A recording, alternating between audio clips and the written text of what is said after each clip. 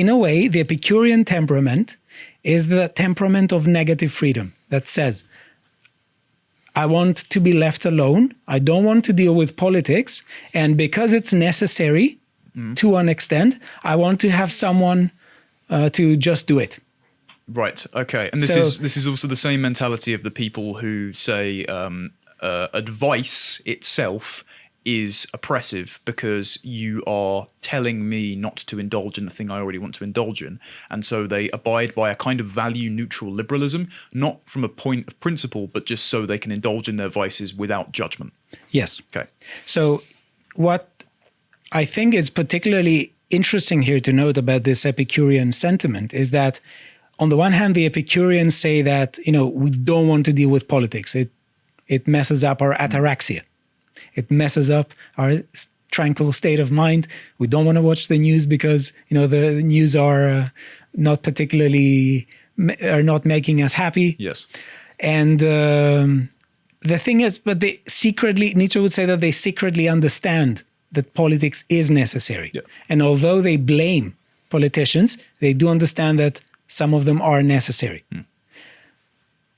So they would openly say that to want to be a politician is something that should be met with suspicion because politicians are, assholes, or politicians are bad people and they're unproductive and blah, blah, blah. But their indolence is reliant on the system itself. Yes, but they understand. And there's a question there as to whether these politicians are treated as sacrificial lambs. Mm-hmm. And this is something that will sound very counterintuitive because we usually say that no, politicians use the people as sacrificial lambs. But maybe Nietzsche does have a point that some of them are treated as sacrificial lambs. And especially they can be treated as sacrificial lambs by the politicians, of course, such as when, for instance, we have politicians that are elected or placed in a position where they have to push forward for some very aggressive yet necessary reforms. They get all the public animosity and then, they get thrown away. But secretly, most people understand that these reforms have to take place. And there's the question as to what will the supporters of of those people do if they come against them, if the other side comes against them. I don't disagree that there are plenty of people willing to abscond personal responsibility so long as they can just keep their heads down and consume. But their presuppositions are that they are relying on a social network in order to have that level of luxury for consumption. This is the sort of people that tell you just that don't care about the culture. Or there is even some... This is where I sort of break from the ANCAP types and the Randians. Whenever they look at societal deterioration, they just go, retreat into your libertarian community and just purely homeschool and disconnect from the culture and make your own products. And it's like, yeah, that's a solid strategy, but it's not scalable.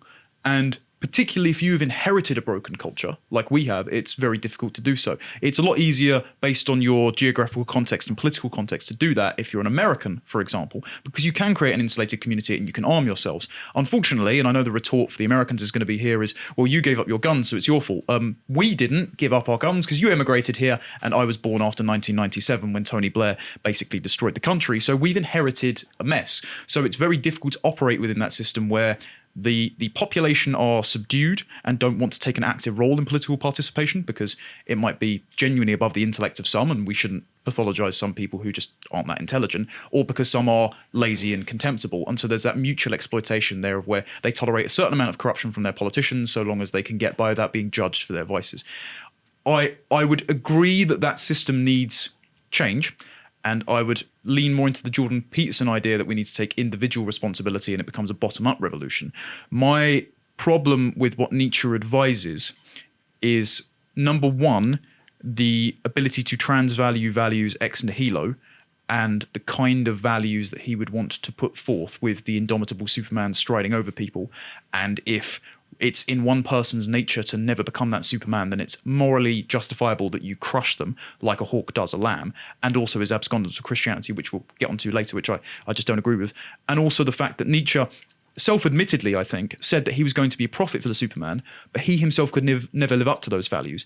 And I don't think it's unfair to charge a person that puts forth a philosophy that is totalizing and as a guide for life with hypocrisy when they say, you should be this way, and they are incapable of it themselves. But would he be a hypocrite if he said that I cannot be the overman, but I'm a prophet of the overman? And I think he was really clear about not being the overman himself. That's fine, but I don't think that you are capable of articulating a way in which to achieve success if you yourself are not living that example. It's like the Aristotelian virtues are self-evident, right? So if, or it's the same with Oakeshott's distinction with practical wisdom.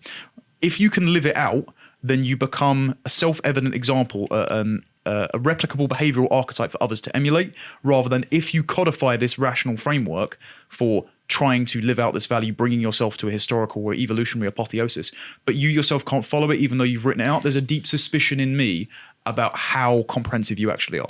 I think we should say that prophecy is factive. When we say we prophesize something, it's as if this is going to happen. Yes. So in a way, I think that this is something that is a bit disingenuous and not many people notice, is that if we do not have the overman, then he didn't prophesize anything because we don't have it. But let's get to the end, or to the question of whether we have people who live as overmen towards the end. Okay. When we discuss the eternal recurrence of all things. Now, I want to bring you back on the topic of morality, and I want to say something, because on the one hand, I do understand that we need a kind of conformity for a society to operate. We cannot have society without a substantial degree of conformity to that society's order.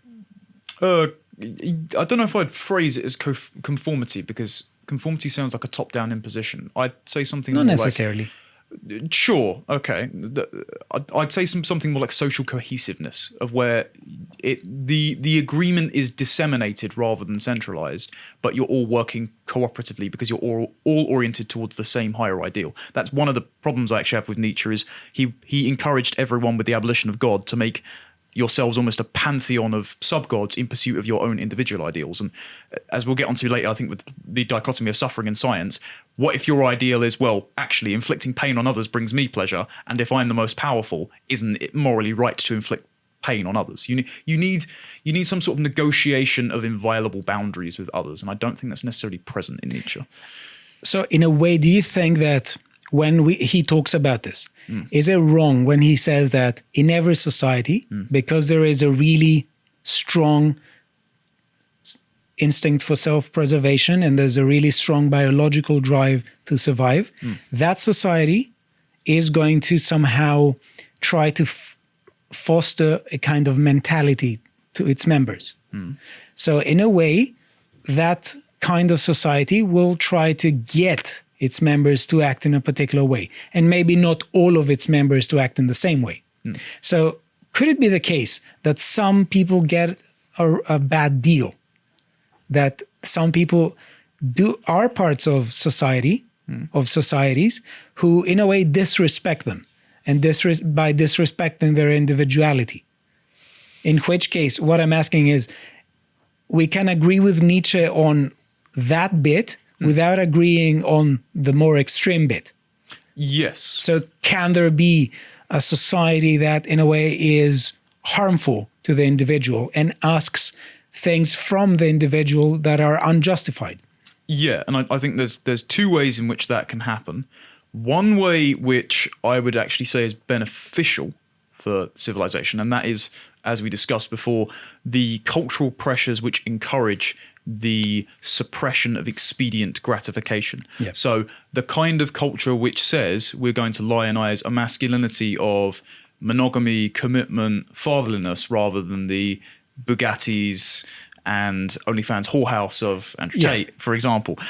The other way that can be oppressive is the one that we're living under right now, which is that legal and political structures conspire to oppress excellence on the grounds that merit itself doesn't produce equitable outcomes across certain identity groups.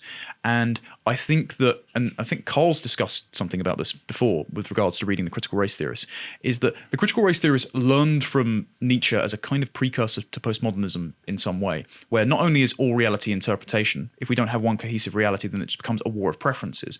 But then if you organize into a constituency of shared preferences, such as I can induce guilt in another and weaponize resentment and slave morality to make it so that I can get money, power, and resources from someone by scaring them with their own standards into fearing being accused of being racist. And so by virtue of my skin color, get a lot more power from them and redistribute it via resentment, then that is a system which does actually oppress people who might otherwise be very competent on the grounds of their innate characteristics. And so he is right about that can be a negative manifestation of that system.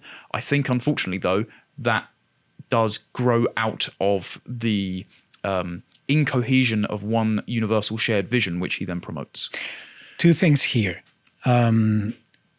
Back to your point, your first point about the culture of promiscuity on the one hand and debauchery, and the culture of the monogamy, fatherhood, higher ideals. That sounds a bit like the Apollonian Dionysian distinction played out in culture a little bit. Okay, let's say yes for the sake of discussion. I can't give you an answer. That's fine. I will grant this to you for the sake of discussion. Can we say that there can be middle ground? Now, let me say that just saying the culture that preaches monogamy and higher ideals, that could be a name for a middle ground. But what Nietzsche would say is that you could get more restrictive than that. You could get more people who preach an ascetic life, in which case they would say that if you do want to have a family, for instance, this is a basic instinct that you are somehow fallen and that this is less noble.